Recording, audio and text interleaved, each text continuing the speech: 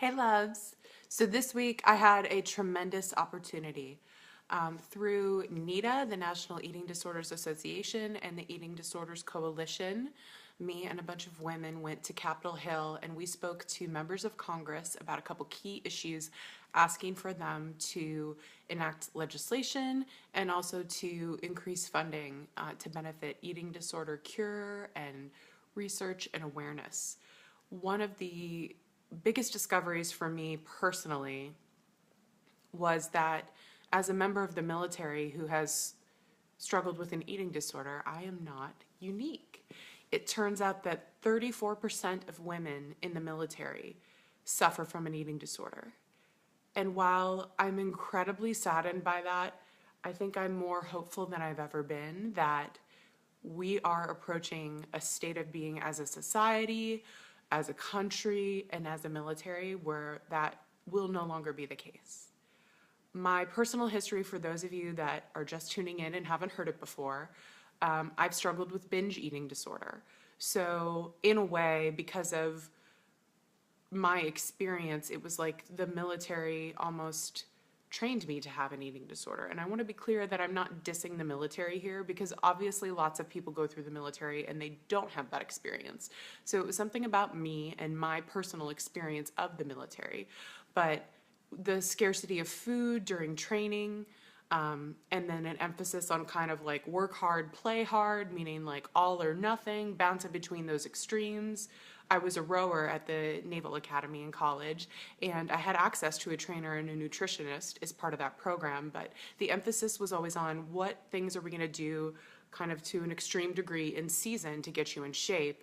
And then, hey, when you're off season, like go enjoy life, don't worry about it. And so I kind of fell into this cycle of extremes with my body.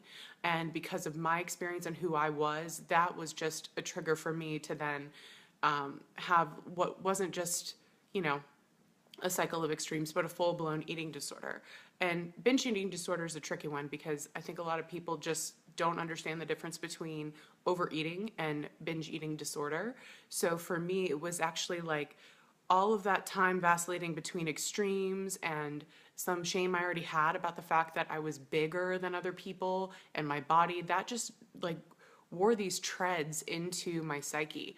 And so it wasn't just about like overeating, it was all the feelings of shame associated with that, the way I would behave afterward. And that eventually led to, I didn't necessarily feel like this at the time because I got out of the military, and it wasn't until years later, actually very recently, that I self-identified as somebody who had struggled with an eating disorder.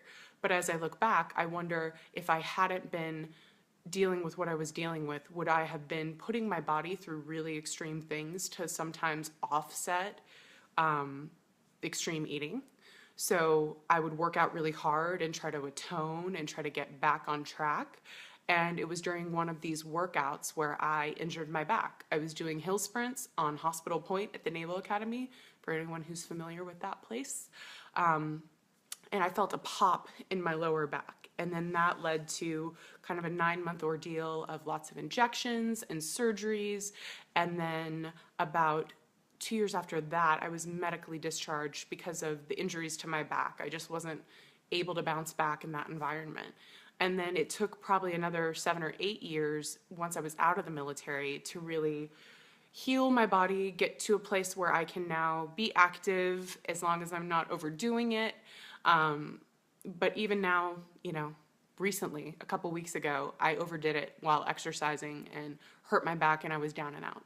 So that's my experience with eating disorders, but I know I'm not the only one. I know so many women that I served with who are still serving, women who decided not to stay in the military, who have all dealt with this in varying degrees. And these women have all different body types, but the common thread is women don't feel in control of their bodies all the time in that environment, and there is a tremendous pressure, as there should be, to maintain certain physical standards. But I think for women, how we experience that is a little bit different.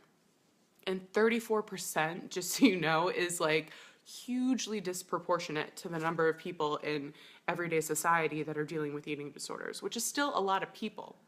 but 34% of women, that's a huge number. So it's definitely an epidemic. And learning this through the message training that I underwent before we went around and talked to members of Congress really helped me claim my story in a different way.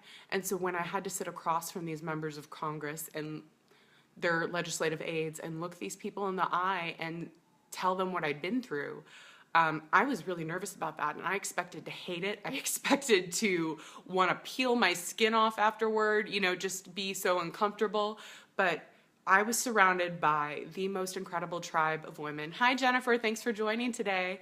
I was surrounded by an amazing team of women, and I was so empowered by their strength and their courage and their stories. And these women each have a really unique history. One is a mother of a woman who suffered from an eating disorder. Hi, Hillary. We'll talk about that on DM, girl. Hit me up. Send me a note. So one woman in the group has a daughter who's been struggling with an eating disorder and some severe medical complications that resulted from her being in the throes of an eating disorder for a long period of time. There's a woman in the group who has now channeled her passion into being a researcher to help improve the way that we communicate about women and their bodies. And there's another woman who actually works at the treatment center where she underwent treatment for her eating disorder, and now she serves other women as they go through that process and helps that center run efficiently and effectively. So being around them and hearing how courageous they were, all these other women had done this multiple times. This was my first time. So I was terrified, but they were, just totally courageous and steady. They had their story down, and they weren't afraid to walk in there and make these asks of congressmen. So what does this mean for anybody else? Well, if you want to get involved and you also want to appeal to your elected officials on the issues that NEDA and the EDC is pushing right now, I can give you more information about that, and I'll be posting that on my page after the broadcast.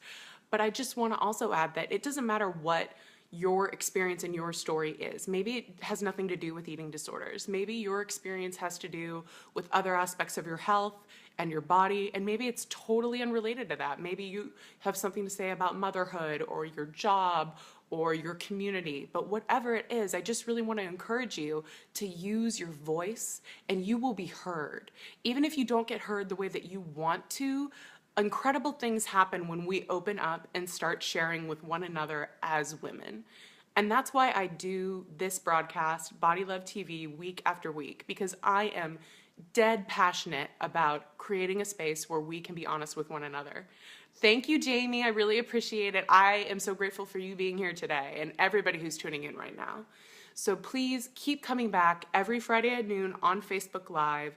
Leave what you're going through in the comments, leave a reaction, tag a friend, share this if it resonates for you, and please let me know what you would like to talk about and the ways that you would like to be heard. And I'll catch you here next week. Have a good one.